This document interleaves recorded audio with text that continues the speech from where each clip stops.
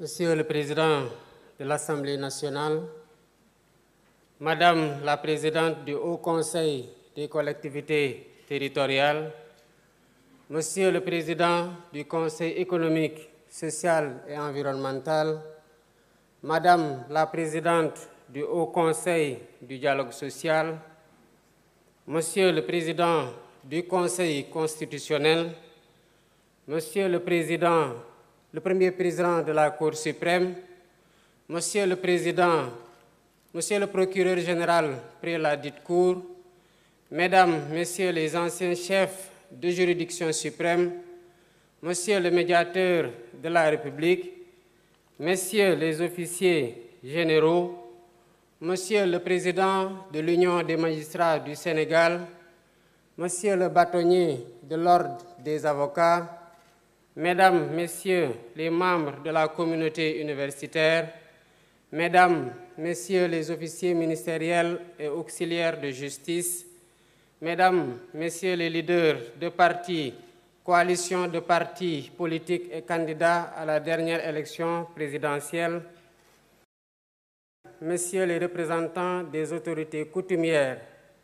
religieuses, du patronat, des centrales syndicales, Mesdames, Messieurs, chers invités, qualité. Je tiens tout d'abord à exprimer ma profonde gratitude à chacun d'entre vous pour avoir répondu favorablement à notre invitation à la Journée nationale du dialogue. Cette cérémonie qui nous rassemble s'inscrit harmonieusement dans nos vieilles traditions socio-culturelles de 10 sauts. J'ai tenu à maintenir dans le calendrier républicain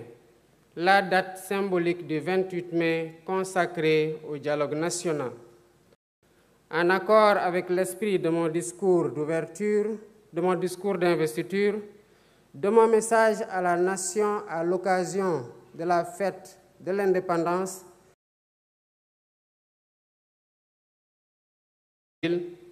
je réitère aujourd'hui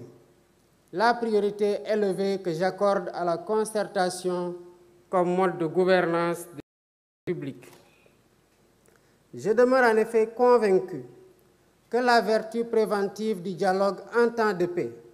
éloigne les spectres de la tension et favorise, consolidant ainsi notre démocratie et assurant la stabilité indispensable au développement économique et social dans l'intérieur de la nation. Dialoguer en temps de paix, en partageant la part d'humanité qui existe en chacun de nous, est un examen à l'aune duquel une nation mesure sa grandeur. C'est tout le sens de cette journée, dont le thème porte sur la réforme et la modernisation de la justice. La problématique et l'urgence d'y faire face nous interpellent tous au-dessus de toute considération partisane. La diversité des acteurs ici présents en témoigne éloquemment. De plus, pour faire de cette concertation un cadre inclusif le plus large possible, nous avons lancé le 23 mai la plateforme Jubanti comme Vox Populi pour recueillir les contributions citoyennes.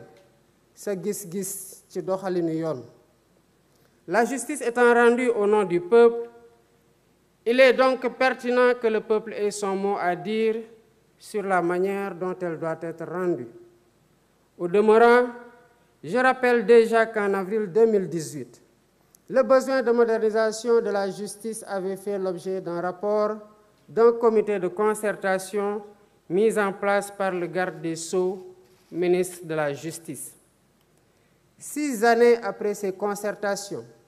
et après avoir été traversé par de violentes secousses, force est de reconnaître que notre système judiciaire a besoin d'une profonde refondation, que seule une approche inclusive permettra de réussir. Œuvre collective, démarche participative et exercice de co-construction. Voilà le triptyque qui doit guider notre action. Je voudrais particulièrement insister sur le fait que nous n'ouvrons donc pas ici un procès en inquisition pour désigner un ou des coupables à jeter aux orties. Il est plutôt question de tenir un débat lucide et serein, posé et apaisé, pour ausculter notre système judiciaire, identifier ses forces et faiblesses et rechercher ensemble les solutions aptes à refonder son fonctionnement et à améliorer ses performances. Je ne reviendrai pas ici sur les principes fondamentaux de la justice dans un état de droit, sinon pour en rappeler la quintessence, à savoir la séparation des pouvoirs, l'indépendance, l'impartialité et l'intime conviction du juge, l'égalité de tous devant la loi, la présomption d'innocence, le principe du contradictoire, le droit à un procès équitable et l'habeas corpus, bouclier contre les arrestations et détentions arbitraires. En rappelant ces principes énoncés et encadrés par des textes légaux et réglementaires, j'ai en même temps conscience qu'ils ne suffisent pas à eux seuls pour jauger l'indépendance, la crédibilité et l'efficacité d'un système judiciaire. En effet, quelle que soit la pertinence des textes, c'est d'abord et surtout à l'aune de la pratique qu'on peut juger si un système judiciaire répond aux idéaux et exigences de l'état de droit. Voilà pourquoi, à travers ces assises, nous voulons interroger notre système judiciaire en revisitant ses règles et mécanismes afin de le perfectionner et le hisser à la hauteur des ambitions et aspirations de notre peuple. Les thématiques qui seront débattues incluent notamment le statut des magistrats, l'organisation et le fonctionnement du Conseil supérieur de la magistrature, la dématérialisation du service public de la justice et le numérique, le temps du procès pénal, le régime de la sanction pénale, le cadre juridique et institutionnel de l'administration pénitentiaire, les conditions de détention et de préparation à la réinsertion sociale des détenus, le régime de la privation de liberté, la prise en charge des enfants en danger ou en conflit avec la loi. La finalité de cet exercice est de nous aider à baliser la voie pour une réforme pragmatique de notre système judiciaire, afin qu'il inspire davantage confiance aux justiciables et préserve sa dignité. Pour ce faire, nous devons travailler à mettre en place un système plus transparent de gestion de la carrière des magistrats, à définir un régime de privation de liberté mieux encadré, à aménager un dispositif législatif et institutionnel de nature à favoriser la célérité dans le traitement des procédures judiciaires et à humaniser l'univers carcéral, à instituer des plateformes dématérialisées et fonctionnelles et améliorer le fonctionnement du système par l'allocation de moyens budgétaires suffisants et la poursuite du programme de construction et de réhabilitation des infrastructures. Il convient aussi de rappeler que pour bâtir l'état de droit que nous voulons, la réforme et la modernisation du système judiciaire ne doivent pas seulement se limiter au volet pénal, qui, il est vrai, polarise plus notre attention collective.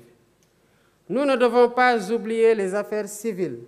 dont la matière commerciale constitue une composante majeure, le droit du travail et le contentieux administratif, autant de domaines dont la prise en charge conditionne le fonctionnement de la justice.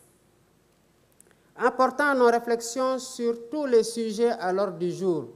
je souhaite que nos échanges s'inscrivent dans une démarche pragmatique et répondent à la finalité de l'exercice. Mais ce faisant, gardons-nous de vouloir bâtir une république des juges qui remettrait en cause le principe cardinal de la démocratie, à savoir le gouvernement du peuple, par et pour le peuple, en vertu duquel les élus restent les dépositaires légitimes du pouvoir étatique. Je suis confiant que nous pouvons y parvenir par une concertation sereine, ouverte et apaisée. Sur ce, je déclare ouverte la Journée nationale du dialogue et souhaite plein succès à nos travaux. Je vous remercie de votre aimable attention.